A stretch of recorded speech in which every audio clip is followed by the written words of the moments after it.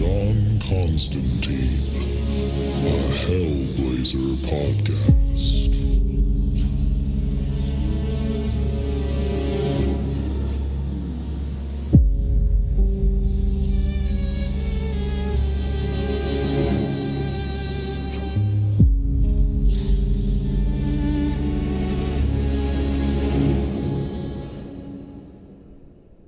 Hey there, everybody, and welcome back. Before we get into the episode, just want to let you know that this is the free version of the podcast, and all that means is that we are way behind where I'm at in Patreon. So if you are loving this podcast and you need more John Constantine in your life, definitely go check us out at patreon.com/planes, trains, and comic books and sign up for the Hellblazer tier, where you'll get access to the entire Hellblazer library that I've recorded so far. And also you'll get access to the exclusive episodes of the Planes, Trains, and Comic Books main podcast. So if any of that sounds good to you, definitely go over to patreon.com/planes, trains, and comic books, all one word, and sign up there. And with that out of the way, let's get into the issue. Today we are reading Hellblazer number 66. And just a little catch up on what's been going on. John and his friend Dez have been captured by a man named Charlie Patterson, who works for or is associated with a racist political party. They have John beaten up and tied to a chair, and his friend Dez, who is black, definitely got the worst of the beating when they were captured, and they sliced his face up with a razor and then tied him up in a chair next to John down in this basement they left him in. And Charlie Patterson actually sent two goons to John's girlfriend Kit's house, and she had to fight them off. She is very feisty, so she did. She ended up stabbing one in the crotch and was able to get away. And the reason why Charlie Patterson is doing this to John and John's friends is because the angel Gabriel, who hangs out at this club that Patterson also hangs out at, has been having weird feelings ever since John told him that Charlie Patterson and other people that he talks to are horrible people and racist, and why would God want an angel to talk to them? And this kind of gave Gabriel a crisis of faith, so he left the club. And that is what tips Charlie Patterson off, because he had someone watching, and that person heard the angel say the name John Constantine. And that's what started all of this. So in the background, the angel's been walking around outside, very melancholy, having a crisis of faith. And we left off the last issue with him meeting a nice girl named Julie and talking to her a bunch and them kind of flirting together. And also Dez's brother George is looking for Dez, and that is where we left it on the last issue. So first things first, we got the cover here for issue 66. We see John is tied to a wooden chair. He has lots of bruising and swelling on his face, like he's been beat up, some blood on his shirt, and we get a little collage of some things that have come into play. There's a copy of Mein Kampf floating next to him, and some feathers are falling down. And also there's a utility knife, razor blade, and a sword of some sort that looks like it's broken in half. And we see this issue was written by Garth Ennis with art by Steve Dillon. And we start off in that basement with John and Dez tied up. And when we last saw them, Dez was barely able to make a sound. And in the first panel, we see that he's not moving. And the narration says, Dez died an hour ago. He couldn't breathe with his throat crushed. And all I heard was the soft little hiss of a rattle sliding out from the butcher's shop that used to be his mouth. Sorry, old son. I'll see you soon. And Kit, something happened to her, and I can't do anything. I've let her down. I always knew I would. And just as he thinks that, we see Charlie Patterson come in with his goons once again. And even though John's face in these first couple panels was very sad and like he was full of grief, the second he sees Patterson, he puts a face on of arrogance and anger, and he sarcastically says, "You from room service?" And also on this page, we see that this is part 3 of the storyline Fear and Loathing, and the name of this issue is Down to Earth. Then we cut to an apartment building where we see Julie is walking into an apartment with the angel Gabriel. And she's saying, "Well, it's not much, but it's home. Come on in. I don't bite, you know." And Gabriel says shyly, I am fine." Then Julie turns to him and she has an embarrassed look on her face. And she asks him, "Gabriel, do you mind if I ask you, is this your first time?" Gabriel looks shocked and he says, "Oh no, I mean, not like this or... Then he puts his head down in shame as he answers her truthfully, saying, "Yes." But she just gives a smile and says, "It's okay." Then we cut back to John in the basement, and Charles is talking to him, saying, "Why was the black carrying all the literature? Several copies of the newspaper, our posters. Know your enemy, is that it? Or are you up to something? And when John doesn't reply, Charles says, doesn't matter. And then he rubs his face like he's thinking, and he says, you think I'm a stupid man, don't you? I mean, obviously I'm not. I hit you as soon as you went near the angel, but all the same, you probably think, Patterson, that little shit, I could have him for breakfast. He's just some tosser got chucked out of the public school, no better than the arseholes he's in charge of. It's nice to have someone to look down on, isn't it? Then Patterson pulls out a big cigar and he begins to light it, and he says, because we're all scared, Constantine. We're scared of losing the little worlds we've hacked out for ourselves, and if we see someone trying to take them from us, that's great. We don't have to be scared anymore. We can hate. That's where I come in, you see? And just a little warning, whenever I say the word black or Arab or some kind of nationality, those are not the words that Charles is saying. He is using the very, very bad derogatory terms that I will not say. So that's just a heads up in case you read these issues. They do not pull punches with the wording. And Patterson continues. That's where I come in, you see. Look at those bloody blacks, I say. Look at them coming over here like they own the place, taking our jobs, screwing our women, freaking Arabs taking our businesses away. Work's a treat. Of course, the liberals make their films and so on, searing indictments of the stupidity of racism with clever plots and metaphors that drip with insight. And people say, yes, it is wrong to hate a man for the color of his skin. And then they go down to the pub, and 2 minutes later, they're telling Arab jokes again. That's your problem, really. Average lefty just doesn't realize they're asking people to act against their instincts. Not me. Be scared. Go ahead and hate. If you hate enough, you'll forget you live in a shithole with no job, no health service, and no security. And you're a friggin' moron with no hope of anything. And then with a smile, Patterson waves his goons forward like he wants them to attack John again. And he says, and we've got to keep the morons occupied, haven't we? And finally, John talks as the men approach him, and he says, you know something, Charlie? When you gloat, you do it in style. Then we cut to George, who is still looking for Dez, and he seems to have found a lead because he has brought a man to a storage unit area, and he has pinned that man to one of the garage doors, and he has a shotgun under that man's chin. And George is saying, you talk too loud in the friggin' pub, arsehole. You and those Nazis down the King's Head. Where you got him? And the man is confused, saying, what? Come on, mate, please. Then George quotes back what he heard the man say in the pub, saying, so we got him right. Constantine and his bloody monkey.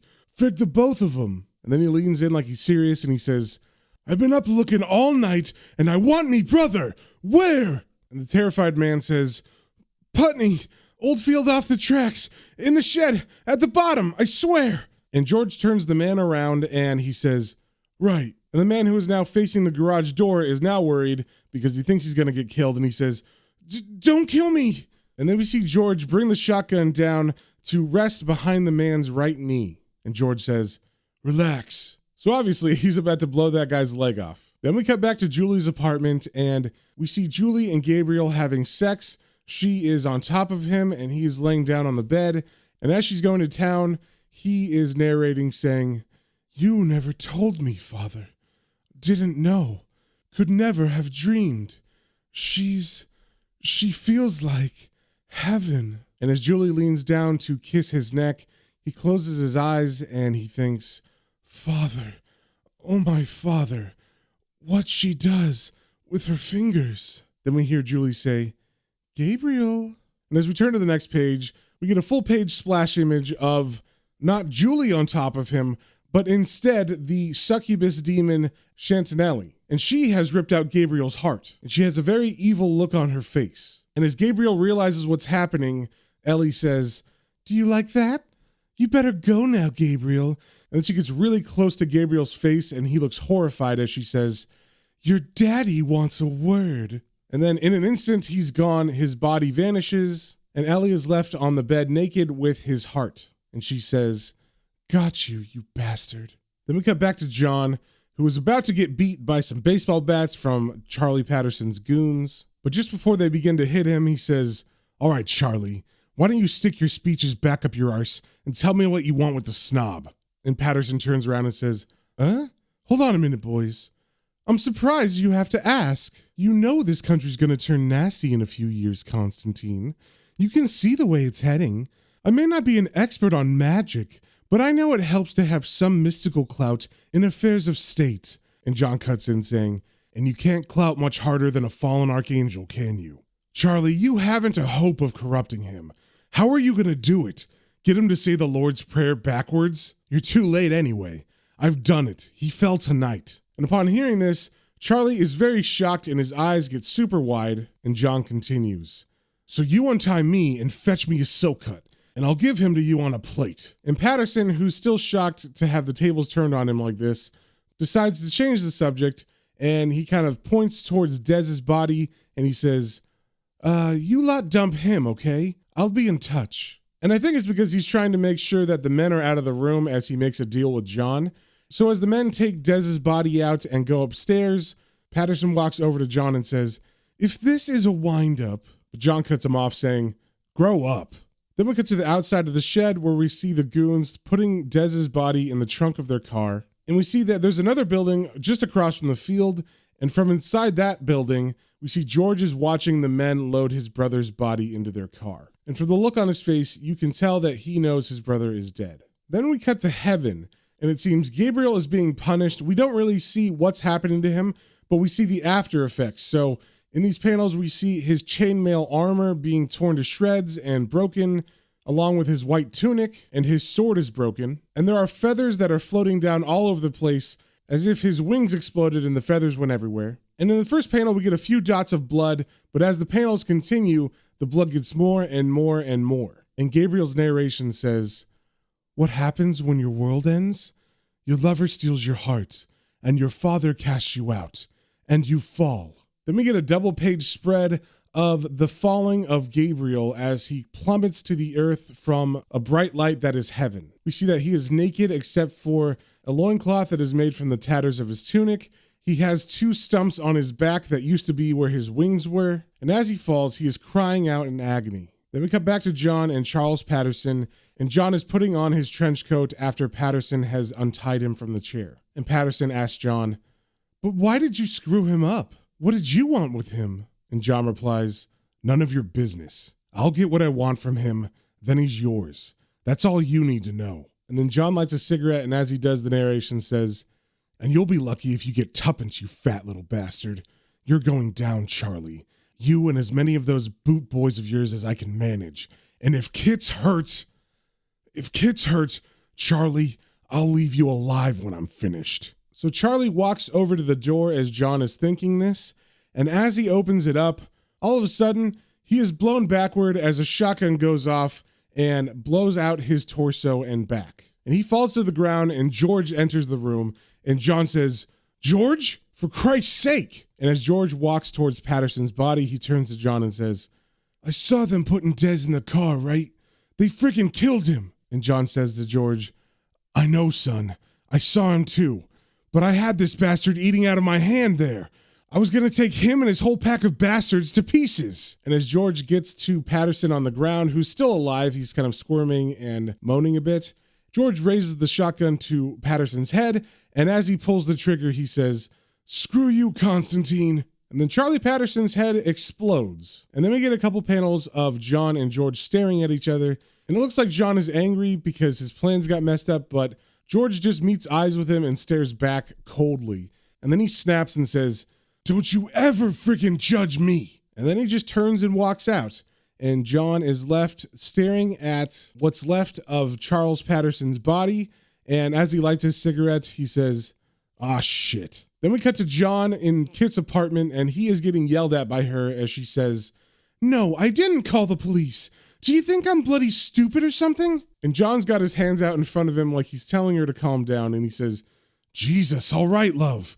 Where did you stay? And Kit replies, Chaz's sofa. Once I realized you weren't bothering your arse to show up. And John tries to defend himself, saying, it was tied to a chair with the rest of me. But Kit's not having any of that Constantine sarcasm, and she says, don't be clever. And then she gets kind of sad and serious and says, you promised to leave me out of it, John. That's the arrangement, remember? And then John looks down kind of guilty and says, yeah, shit. Look, love, I've got to nip out for a bit, right? Then Kit gets kind of mad and she points to the bloodstain in the kitchen behind her and she says, "Aye, but before you nip anywhere, you can get in the kitchen and clean up all that frickin' shite." So presumably John does that because we cut to a little while later where John is at a cemetery. And as John walks, his narration says, "Must be getting soft. Anyone else gave me a bollocking like Kit did this morning, I'd have just pissed off on him. Have to smooth her over later. Bit of crowing to do now." Then we see John walk over to a burial vault that has an open door. And before he walks down the stairs, he says, "Ellie?" And she answers, "That's me." And as he walks in, we see that Ellie is in here with the fallen angel Gabriel. And John asks Ellie, "Any trouble?" And Ellie replies, "Easy peasy. Smelt him a mile off." And John has a bunch of stuff with him. We don't really see what it is. But as he sets down this big duffel bag, with a big smile on his face, he asks her, "Did he do the cherry blossom?" And Ellie replies, "Yeah, you were right, the big soppy git." And then John says to her, "You owe me a $5." Then we get a panel underneath that where we see that Gabriel, obviously, he's in the room with them and he can hear everything they're saying. And they're literally talking about him and how stupid he is. And he looks so distraught and guilty and shamed. And as John lights a cigarette, Gabriel says, "Why?" And John replies, "I'm in trouble with your opposition, remember? You wouldn't help me before. Had to fix it me own way. Pissed him off. You're me new minder." And then Chantinelli chimes in saying, "As for me, I just wanted to see you screwed." And Gabriel tries to be defiant as he says, "I am nothing of yours, Constantine. That shred of pride, it's all I have left now." And then John picks up what looks like a grocery bag and he begins to rummage through it and he says, "Christ, I hate being the bearer of bad news. Been doing me homework, Gabe. According to a little book I bought recently, this is the only thing keeping your arse out of the fire." And then he pulls his hand from that bag, and we see John is holding Gabriel's heart in his hand. And he threatens Gabriel, saying, "You want me to squash it, huh? Come on, Gabriel. If you're going to fall, you might as well fall all the way." And then Gabriel gets sad and looks down, and he says, "You'll never understand what you've taken from me." But Chantinelli rushes over angrily and says, "Now you know how it feels. You killed my lover, you arrogant bastard. He was an angel, but you didn't bloody care what you were taking from him, did you?" And Gabriel replies, "No, but Constantine, I can see you're not just looking for protection. Why is it, when people like you see something pure and beautiful and good, that you have to kick it down and drag it through the mud?" And he turns to John kind of accusingly with that last sentence, and John replies, "If you have to ask, you'll never know. Anyway, enjoyable as all this is, if you're going to be working for me, you'll have to smarten up a bit. Those wings stick out a bloody mile, mate." And by wings, he means like the nubs that were left over after his wings were torn off in heaven. And so while John is saying this, he's reaching into that big duffel bag, and as he rummages around, he says, "Not to worry, though. You just leave it to your Uncle John." And then he proceeds to pull a chainsaw out of the bag. And as we turn the page, we cut away from that scene to an alley somewhere where we see someone who looks homeless is walking and they have a green blanket over them. But we can tell that on their back, there are 2 long streaks of blood that have soaked through the blanket. And it's where Gabriel's wing stumps used to be. So it seems that after John cut Gabriel's wing stumps off, they just left him with nothing except a crappy pair of clothes. And as Gabriel walks down this alley, he sees some more homeless people that are covering themselves with a box, trying to go to sleep. And a couple feet from them, he sits down next to the wall and he curls himself into a fetal position. And over these panels, the narration is saying, at the end of it, he asked Constantine how he'd be sure his heart was safe. And Constantine turned to him and smiled a smile he'd been seeing in his nightmares. And then we get a quote of John saying, "Trust me." And then the narration continues. "No more snob then. No more pride. Just a frightened fallen angel lying in the dirt." And that, my friends, is the end of the issue. So if you have any comments, questions, or suggestions, you can email me at planes, trains, and comic books, all one word, @gmail.com. And we will see you on the next one.